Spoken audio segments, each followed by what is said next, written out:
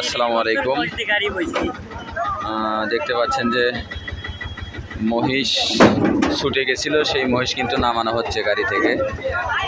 অর্থাৎ গাড়িতে করে নিয়ে আসার পর মহিষটি কিন্তু ছুটে দৌড় মেরেছিল।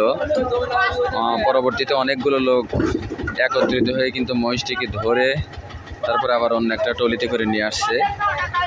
ভাই দুইটি মহিষ কিনেছিল, এই একটি মহিষ বেঁধে রেখেছে, আর এই মহিষটি কিন্তু ছুটে গিয়েছিল। ছুটে যাওয়ার কারণে কিন্তু দৌড় দিয়েছিল।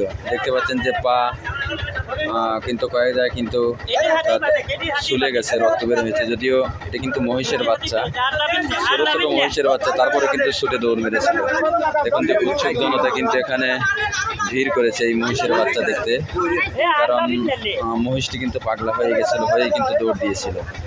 দেখতে পাচ্ছেন যে কয়েক জায়গায় কিন্তু মহিষের কেটে গেছে, অর্থাৎ শুলে গেছে কয়েক জায়গায়, নাক টেরা, তারপরেও কিন্তু দৌড়াতেছিল। অর্থাৎ মহিষের গায়ে কিন্তু যথেষ্ট শক্তি রয়েছে, যার কারণে কিন্তু এরকম হয়তো হয়েছিল। মূলত কিন্তু মহিষটি কিন্তু আসলে ভয়ে কিন্তু এরকম দৌড় দিয়েছিল, ভয় পেয়েছিল, যার কারণে ছোটো বাচ্চা মহিষ কিন্তু আসলে অত শক্তিশালী না, তারপরেও কিন্তু দৌড় দিয়েছিল। দেখুন যে আসলে প্রচুর পরিমাণ লোক কিন্তু এখানে ভিড় কিন্তু জমিয়েছে। আপনাদেরকে দেখাচ্ছি যে মহিষের দুইটি মহিষের বাচ্চার